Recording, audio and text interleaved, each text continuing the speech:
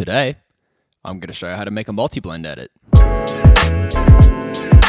Okay, so what is a multi-blend edit? A multi-blend edit is when you have one acapella and multiple instrumentals then going over that acapella, or you have one instrumental and then multiple acapellas going over that. So instead of your standard mashup of just an acapella and an instrumental, you have more of those elements in there just to spice it up and make the edit a little bit more unique.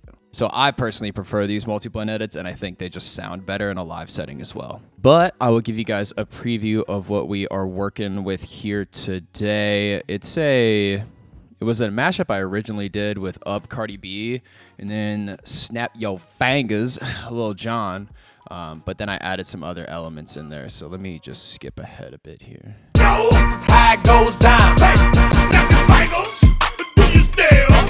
You can do it all by yourself. Let me see you do it. Hey, let me see you do it. Hey, snap your fingers, do you still? You can do it all by yourself. Let me see you do it. Let me see you do it. Hey. Ooh.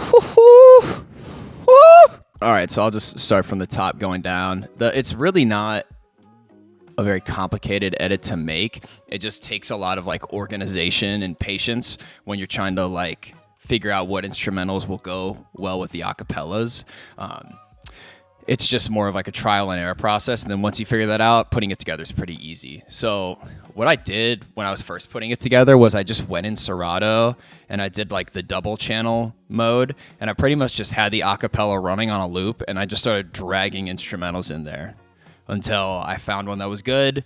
I put it in a folder, kept repeating the process over and over and over and over and over and over and over and over and over and over and over and over and over until I got enough instrumentals to where it would cover the whole track and I had the sound that I wanted. Let's focus on the transition here. Hey,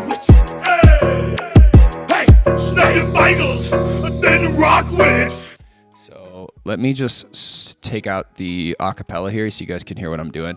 So what I'm doing is it's basically almost like a crossfade, back and forth. So the piano goes, the part for Savage goes, the piano goes, and then Savage comes back in. And then I also, right below it, use a slight little cymbal transition.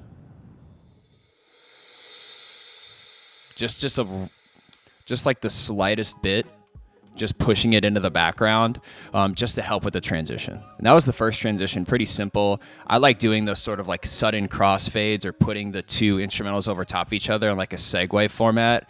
I think that sounds really good, and especially in a live setting. I always think about it that way. What's sort of gonna catch people off guard. Those kind of fast cuts really do catch people off guard and keeps a crowd interested. This transition, I think it was just a simple, I don't know if I used ping pong or not, a delay here.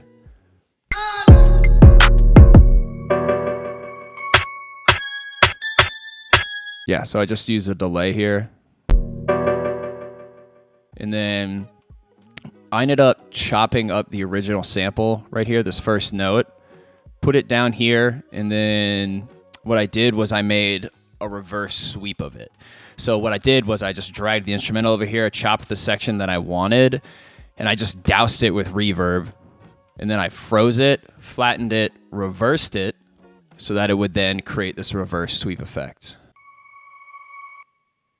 And then I even put a little bit more reverb on it after it was done to then give it that push across just to help the transition. So if I wanted to recreate this, I would basically chop up this section here.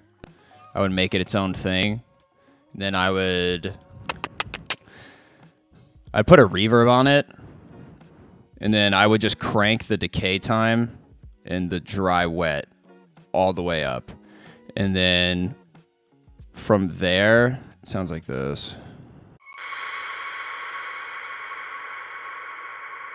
I mean, without the clap sound, but you get it. And then if you want to freeze it and flatten it like I was talking about, all you have to do is just right click on this, hit freeze track, and then once it's frozen, right here in the same section, it'll say flatten. And then once you get the option to flatten, you just flatten the track, put it on its own audio track, reverse it like I said, and you can reverse it by double clicking on the sample here where this rev button is. Click that. You can reverse it, play with the volume a little bit, and then you have your reverse effect that you're looking for. And then the next one I have here is just the simple crossfade back and forth with a delay at the end, just to help sort of carry out that last little hi-hat sound that I wanted. So it sounds like this.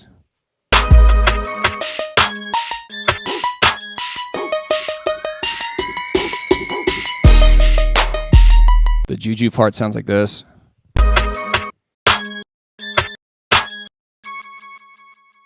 So that delay at the end really helps, like have it bounce back and forth and really carries that sound. And then you can see too on a lot of these projects, it's all just like extensive chopping, moving samples around, experimenting, things like that. Because I have to match the phrasing to the acapella. I almost always, like 99.9% of the time, I'm not moving the acapella around, chopping it up. I'm chopping the instrumental around and moving it around, because then it's an audience, if you're thinking about it in the sense of like when you're DJing for someone, they're going to want to sing the song. So I don't really touch the acapella that much, just because that's something they'll know and they'll be familiar with, whereas you can kind of move the instrumental around a little bit more. So here I even I'd like cut up the very last note just to help with the transition, because they already have like a delay and a little bit of a sweep effect. And then I put a little bit of a sweep as well here.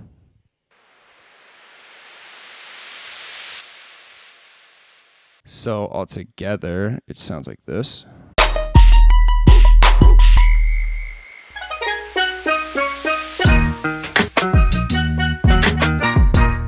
So that one, I let the instrumental do a lot of the work for me, like I said, by chopping it up, moving it around, and then utilizing the parts that have already like effects on it so that you can work smarter, not harder. And then for this next section, I actually wanted to chop up this initial note. I have a little effect down here as well, just to help with the transition, like I was saying, that I do pretty frequently when it comes to these multi-blend edits. And then I have a slight volume fade and a high pass going on at the same time.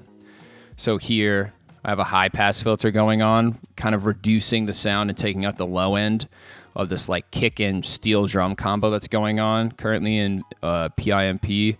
And then in this Lil Wayne song, I actually just have the volume slowly coming in as I'm kind of filtering it out. So it's a nice little like crescendo, and they're not conflicting with each other. And then since it's the end, I kind of wanted it to be a little bit more like aggressive, have like a fancy little thing at the end. So these actually have the similar, I'm pretty sure it's the same key, or if not the same key, the same note pattern. So it's kind of got that like descending notes. So it's got the dun dun dun dun dun dun dun dun dun dun, whereas Dirt Off Your Shoulder kind of does the same thing. And that was the last thing I really did, and this edit was pretty much done. So I actually just made this edit this morning, so I haven't really decided what I'm going to do with it yet. I'm thinking it's just going to go on heavy hits, because I already have the Snap Your Fingers Cardi B Up edit, and that's actually where I got the instrumental from. So if I got the instrumental from there, I'm definitely going to send this back over to them. So if you want this edit, just hit me up directly. But if you want to get this edit as well as a bunch of other goodies that I'm making, you need to go to that site. You know what I'm saying? The hostess with the mostest, the website that's got all the goodies that you could ever need, heavyhits.com. Definitely go check them out. If you want this edit, let me know, and I will be back next week with another video showing you guys how to do something. It's going to be a surprise because, well, I'll be honest, I haven't decided what I'm going to do the video on yet, but next Wednesday, I'm going to have a video for you, I promise. Be on the lookout for that. Tell someone you love them, all of that good stuff, and I'll be back soon.